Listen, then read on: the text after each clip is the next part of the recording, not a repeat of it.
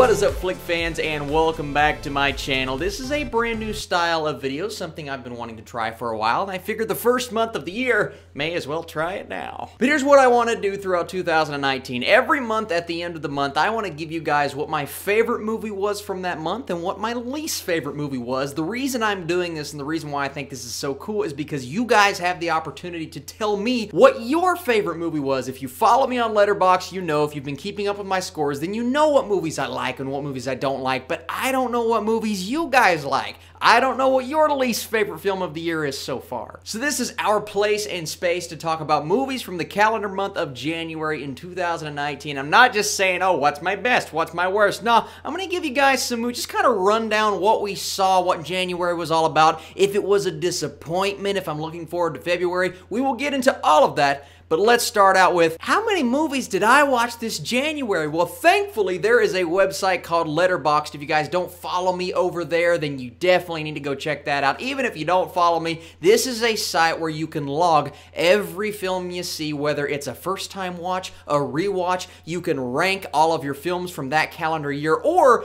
just rank any movie in any kind of list. And although I wish they were, they are not paying me to do this. I just really love this website, and I encourage you guys to go check it out. So in the calendar month of January, I have watched 32 movies already in 2019. That's an average of 6.4 per week. You guys can tell Friday and Saturday. Those are my big movie watching days. It's when all of the Netflix content drops, when I'm catching up on movies in the theaters. Monday, that's interesting. I would say those are where most of my rewatches comes in. Sometimes I take Mondays off of work to rewatch movies that I love, or to go back and watch Game of Thrones or The Office, whichever one pops up. Yeah, 32 movies so far in 2019. Not too bad, although I should have pushed myself and hit 50. What's wrong with me? And of those 32, 17 are 2019 calendar releases, so those are the movies we're going to be hitting on. Let's start out with, what are the movies that either really disappointed me or were just flat out garbage in 2019, and then what's going to be my worst so far? So movies in contention for worst that didn't necessarily make my #1 spot. A Dog's Way Home. I really did not like this film, and I saw a lot of people, not on Letterboxd, people on Letterboxd destroyed it, but a lot of people on Rotten Tomatoes and IMDb, they liked the film, and even people in my comment section, listen, if you like this movie, I get it.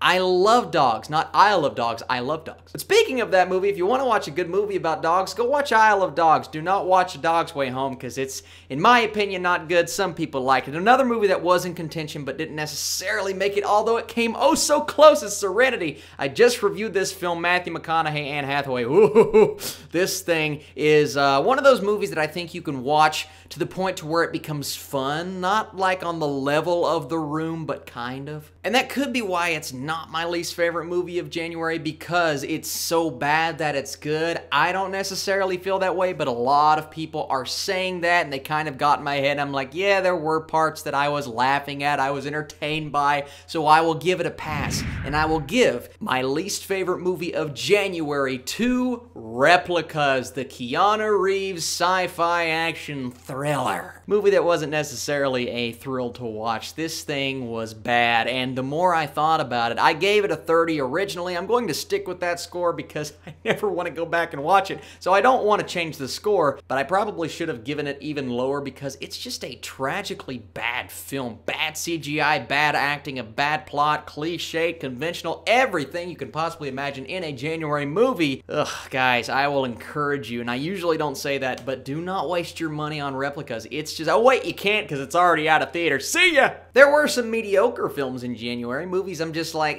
like Close on Netflix, and I.O. on Netflix, and The Last Laugh on Netflix. A lot of Netflix films on here. And before you ask, and I know it's going to come up, Glass is not my favorite movie of January. Listen, I liked the film. I gave it a slightly positive score. It's just the more I think about that ending, I can just come up with nitpick after nitpick. And maybe that's all it is. Maybe it's nitpicks, but there are some very grand scale things that I didn't like about that ending. But if I had to put it on one side or the other, I would absolutely put it on the positive side because the first 2/3 of that movie, I genuinely enjoy. So Glass is one of those films I'm like, oh, it's a solid January movie. Another movie that I didn't think was going to be solid, but I liked, is The Upside. I know, still not seeing the original, but I had a good time with this film. I liked Reign of Superman, The Kid Who Would Be King. I saw the Lego Movie too, but I'm not going to count that as a January movie because it's technically a February movie, even though I watched it in January. Life is confusing. But really, I was between two here. That is Dragon Ball Super Broly, a series that I never even watched, but I had a fantastic time in the theater. But the film that I'm going with, my favorite film of January, is the Netflix documentary. Not the Hulu documentary, Fire Fraud, which I enjoyed, but the one that I prefer here is Fire. This film was absolutely awesome. It does everything it needs to do to get you invested into the story that I really didn't know all that much about. It's intriguing, it's engaging, it's a documentary, so if you're not into sitting and listening to people talk about an event or a situation, if you find that boring, then I encourage you not to watch it. But if you're into documentaries in general and you like a cool, interesting, and kind of horrifying story like this, I encourage you guys, get on Netflix, watch the Fire documentary. It is oh so interesting, and I would even say make it a double feature with the Hulu version, because the Hulu version is so different yet so similar at the same time, guys. This is such a cool story in my opinion. It owned the month of January, and it is my favorite film just by a little bit of January. Now, if you guys want to see my full list, head over to my Letterboxd page right now. All 17 movies I've seen so far are ranked, and it will be happening in real time. So every time I see a movie, it's gonna be ranked, and it's so lame.